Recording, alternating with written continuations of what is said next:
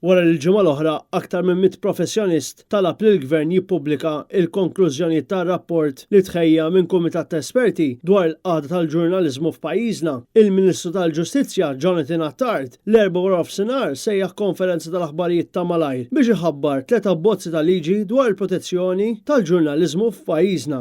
Dan mingħajr ma għamel konsultazzjoni pubblika. Għadi kif ikkonfermajt li fl-ewwel okkażjoni se tressaq dal-abbozz. Dan kontra l-pari li qed jagħtu l-ġenituri tal-ġurnalista assassinata li qed jitolbu għal trasparenza fil-proċess konsultattiv, anzi li dan għandu jinfirex fost il-poplu Malti. Xed xekkel jew beżza li l-Prim Ministru u l-Gvern tiegħu milli jiftaħ dan il-proċess mod konsultattiv mod aktar wiesa' mal-poplu Malti.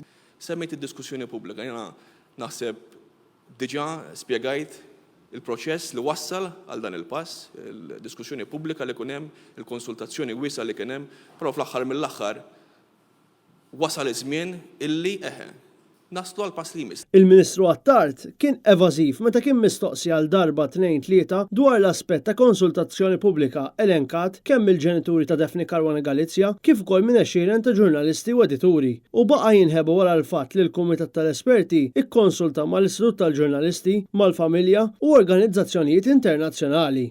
L-abbozzi li se jkun qed iressaq il-Gvern mingħajr konsultazzjoni pubblika huma l-att sabiex jipprovdi twaqqif ta' kumitat li jagħti rakkomandazzjoni ta' miżuri għal ħarsien ta' ġurnalisti, persuni oħra bir-rwol fil-medja u fil-ħajja pubblika, l-att li se jemenda diversi liġijiet sabiex isaħħaħ il-protezzjoni tal-medja u l-ġurnalisti u l-att li jipproponi numru ta' emendi kostituzzjonali bilan li tissaħħaħ id-dritt tal-libertà tal-espressjoni, id-dritt tal-privatezza u l-libertà tal-medja.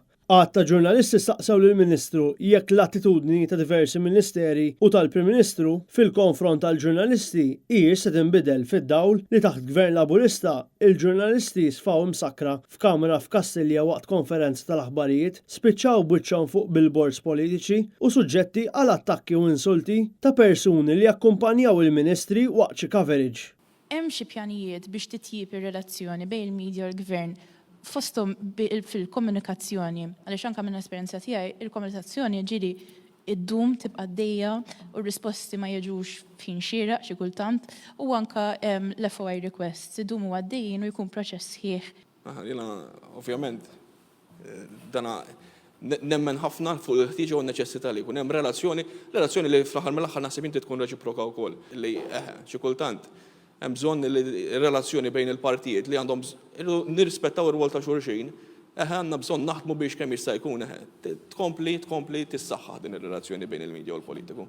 Tkellimt ħafna li tħares il-qudiem li din tissaħħaħ, ma meta wieħed ħares lura tara track record ta' Gvern li jew jiskarta FOI requests, jew li ġurnalisti spiċċaw fuq billboard f'kampanji elettorali. Se jkun qed jinbidel mill-konfront ta' Gvern fl-attitudni tiegħu mal-ġurnalisti. U se jieqfu ċerti kummenti offensivi u derogatorji fil-konfront ta' ġurnalisti. Jiena naħseb meta nitkellmu dwar kummenti offensivi fil-konfront tal-ġurnalisti, kull persuna għandha tħares lejha nfisha.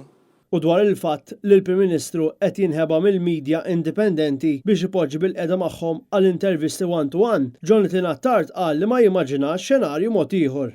Soċjetà li tirrispetta il-free press, il-Prim Ministru għandu jaċċetta li jkollu intervisti mal-medja. Jiena mhux qed nara xenarju fejn il-politiċi, dan il-każ qed issemmi il-Prim Ministru ta' Malta, ma jirrispondix il-mistoqsijiet tal-medja. Minkejja li l-Prim Ministru jwieġeb xi mistoqsijiet tal-ġurnalisti wara xi attività, huwa fatt magħruf li Robert Abela ilu xhur jekk mhux snin ma jaffaċċja ġurnalist f'intervista twila għajr fuq ix-xandir tal-Istat u Super One. Apparti minn hekk, f'Jannar li għadda, il-Gvern ivvota kontra l-liġijiet tal-Partit Nazzjonalista li proteġu l-ġurnalisti. Iżdissa, il-Gvern kien kostret jaddotta għatta proposti tal-Oppożizzjoni, fosthom li l-medja u l-ġurnaliżmu jiġu ddikjarati bħala ir-raba pilastru tad-demokrazija fil-Kostituzzjoni kif ukoll xi dispożizzjonijiet anti-SLAPP.